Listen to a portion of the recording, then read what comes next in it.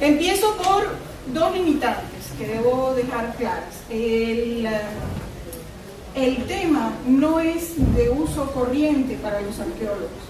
El tema es de uso corriente para los coleccionistas, específicamente los numismáticos, razón por la cual hay muy poca bibliografía de referencia respecto al tema de las monedas, de la investigación numismática desde el punto de vista de la arqueología. Por otro lado, para quienes estuvieron ayer en las presentaciones de virtual a distancia del colega Juan Guillermo Martín y presencial de la colega Roxana Pino, se habrán dado cuenta que este es un tema muy difícil, muy delicado y que además tiene una serie de aristas e implicaciones que van más allá de la ciencia pura y dura, de la investigación cultural, tecnológica, que implican un problema con la identificación o con la valoración de cada uno de los ejemplares. Empecemos dando contexto. En 1519, el extremo oriental de la bahía de Panamá, al sur del istmo, estaba ocupado por una comunidad autóctona de pescadores recolectores con fuerte tradición cultural pueblo. El 15 de agosto de ese año, Pedro Arias Dávila fundó la ciudad de Panamá, a orillas del Océano Pacífico, cumpliendo con una más de las órdenes dadas por la corona en cuanto a la fundación y control progresivo de las nuevas tierras. A la llegada de los españoles, la comunidad indígena que existía en ese punto se desplazó hacia el oeste y durante un tiempo breve e indeterminado, inclusive compartió el área con los nuevos ocupantes. A la izquierda para ustedes, el plano más antiguo que se conoce de la ciudad, a la derecha un plano, digamos, de fecha intermedia del tiempo de uso y ocupación de la ciudad, que son dos herramientas que, para quienes conocen mis presentaciones, son de uso y obligación, y verán que de hecho me aprovecho de ellas más adelante. La ciudad que poco tiempo después fuera nombrada capital de Castilla del Oro por el rey, a consecuencia del crecimiento y posicionamiento favorable en el continente, se mantuvo en crecimiento exponencial hasta el año 1671, cuando el inglés Henry Morgan la asaltó, causando su destrucción. 2 años después de la ruina, en 1673, el rey ordenó que la ciudad fuese trasladada al extremo occidental de la misma bahía, lugar en el cual se mantiene y crece de forma sostenida hasta hoy en día, y además reabsorbiendo las ruinas del primer asentamiento de la misma ciudad, logrando finalmente, por efecto de la modernidad, la unión de una misma ciudad con diferentes núcleos fundacionales. A la par de ordenar la mudanza, se instruyó a los vecinos para que recuperasen todo material que pudiese ser aprovechado de entre los escombros de aquel primer asentamiento, con lo cual la población se dedica a desmontar los restos mejor conservados y a trasladarlos a la nueva ubicación. Es decir, en el caso de Panamá tenemos una historia mixta que implica que en 1673 inicia la mudanza de parte del patrimonio cultural tangible y la refundamentación del patrimonio cultural intangible. Esto simplemente es para que quienes nos visitan y no conocen el sitio arqueológico puedan entender o comprender un poco mejor, primero, dónde está ubicado y segundo, la relación del sitio arqueológico con la ciudad. Asociado a la construcción del nuevo Museo de Panamá Viejo, proyecto que fue presentado poco antes del almuerzo en la sala de historia, se requería la colocación de una caja eléctrica. En ese sentido fue elegido un punto que hipotéticamente podría haber sido fuertemente afectado con la construcción de una vía que atravesaba la ciudad en tiempos hasta hace 3 años, que es esta línea que vemos por aquí. Esta era una importante vía que cruzaba el sitio por la mitad y salía hacia el norte. Con la construcción de esa vía pensábamos que el entorno asociado a esa vía había sido fuertemente afectado y por lo tanto el patrimonio arqueológico muy posiblemente desaparecido. El trabajo fue desarrollado por el Departamento de Arqueología del Patronato Panamá Viejo ante la eventualidad hipotética de que fuesen halladas algunas evidencias remanentes.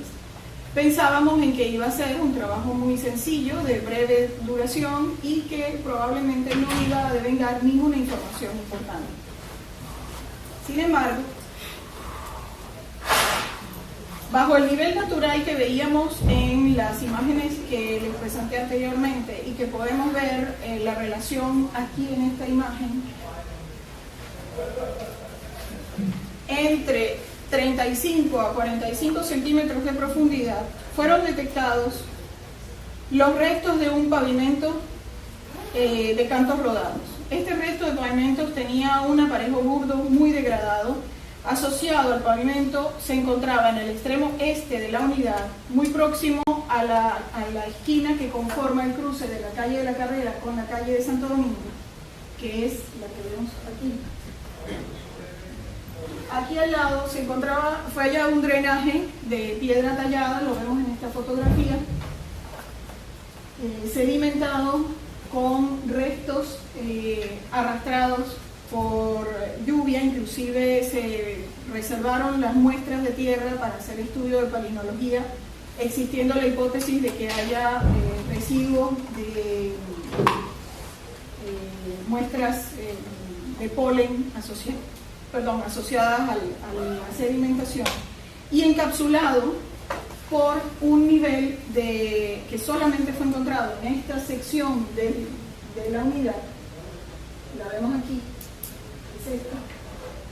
Esa capa muy degradada corresponde a los restos de un pavimento de posiblemente ladrillo, sobre el cual se encontraba una capa de restos de tejas con una alta cantidad de herrajes constructivos, posiblemente asociados al desplome de un techo de tejas sobre un pavimento de ladrillos.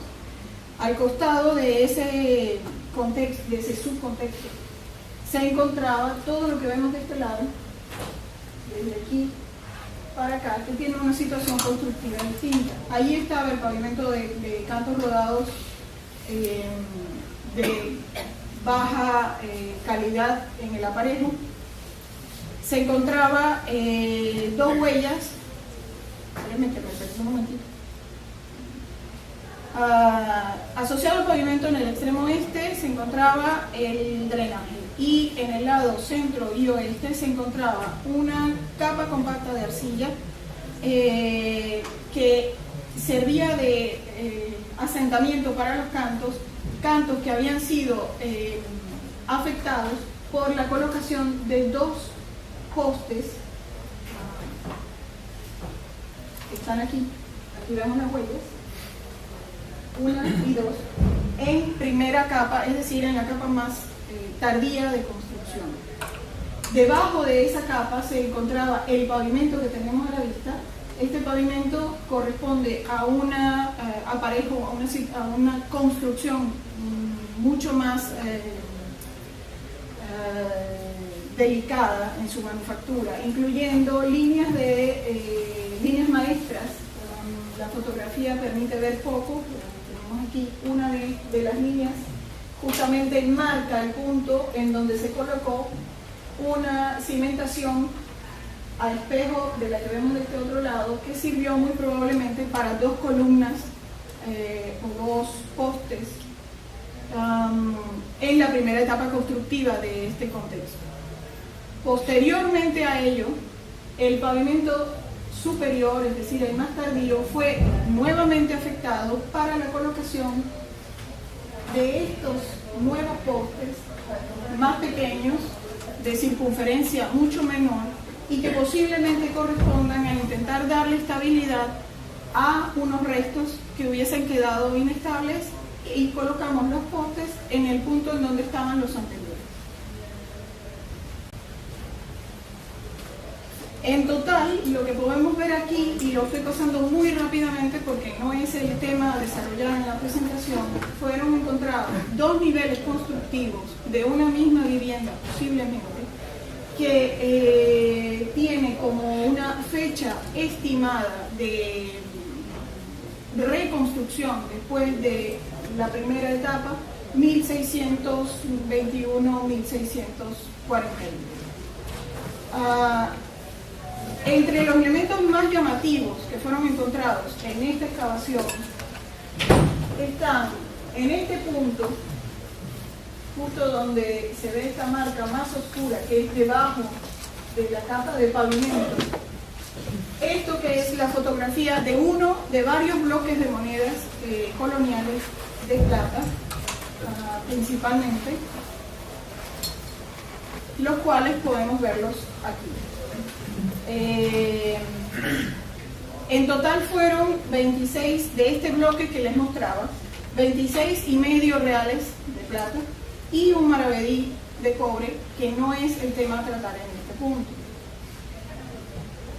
Uno de los elementos llamativos de esta colección de monedas que están aquí son, por ejemplo, los que tengo destacados con los círculos rojos. Como verán, se trata de monedas que tienen una marca específica, que además no es la misma. He elegido que tengan por lo menos uno de cada motivo que le fue punzado a la moneda, lo cual implicó intentar darle sentido a este tema.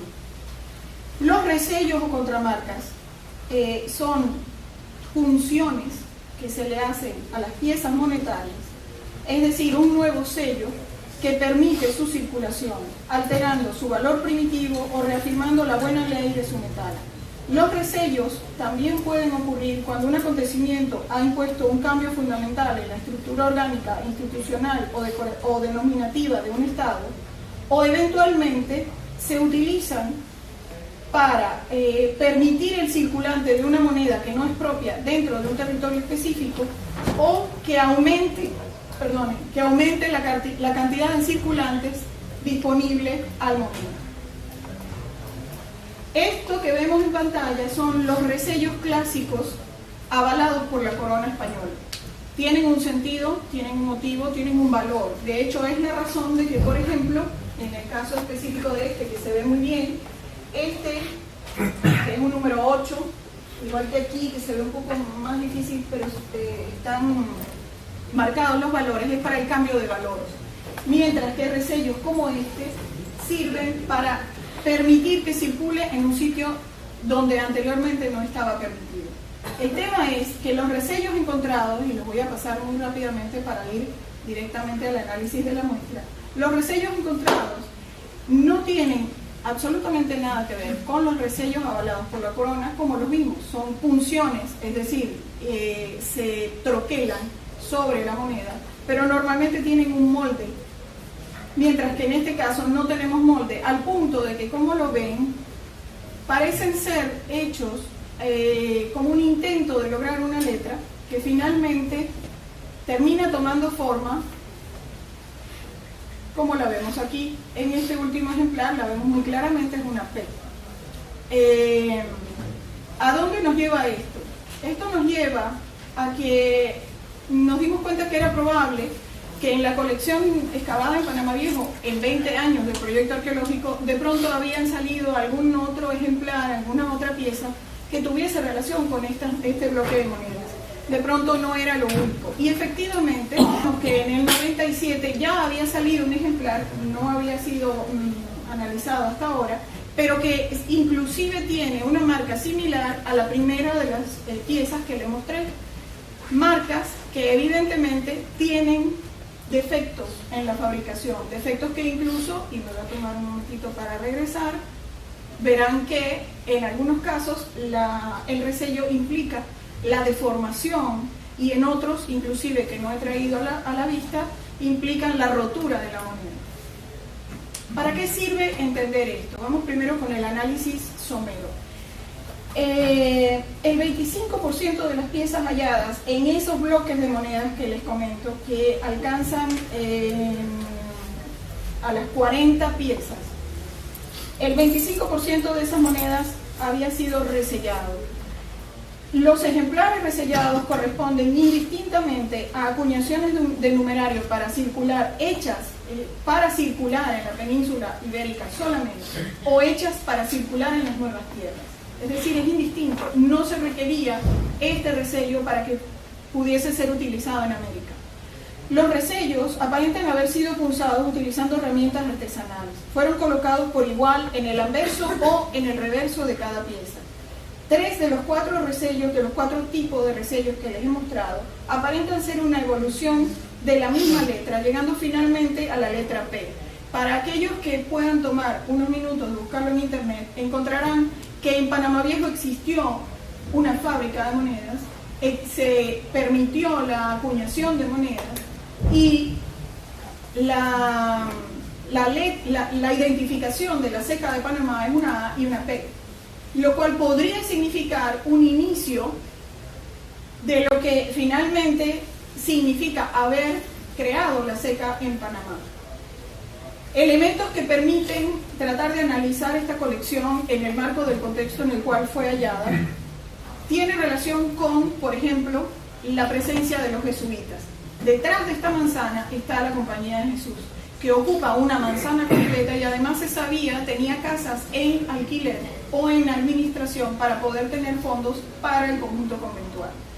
Se sabe por registro que todo el entorno de los jesuitas fue afectado en 1621, causando el colapso de casi todas las estructuras que estaban asociadas a ese entorno, que además está detrás, justamente al lado de la Plaza Mayor. Las monedas habían sido enterradas justo debajo del drenaje, lo cual posiblemente nos indica que haya relación con que esas monedas estuvieron en uso y dejaron de estar en uso para 1621. Los resellos se encuentran, como les decía, indistintamente en monedas de uso para España o para nuevas tierras, lo cual implica que no significa necesariamente una acción para intentar, eso ya refería que una de las preguntas de la sesión de ayer era cómo decidir que una moneda se puede quedar y podemos deshacer del resto del numerario, que es todo igual. ¿Cómo podemos decidir si una cosa se puede intercambiar libremente, se puede vender o no se puede vender? Estas cosas implican que efectivamente ninguna moneda es igual a la otra. Primero porque efectivamente las monedas antes de 1700 son acuñadas de forma manual. Y segundo, porque tienen elementos de valor, de cambio de uso y cambio de valor monetario, de hecho, que implican requerir, como decía Álvaro, que efectivamente se debe tener un criterio técnico muy bien formado, específicamente en este caso para la numismática, para poder tomar la decisión de simplemente deshacernos de todo lo que no sea una sola pieza. Gracias.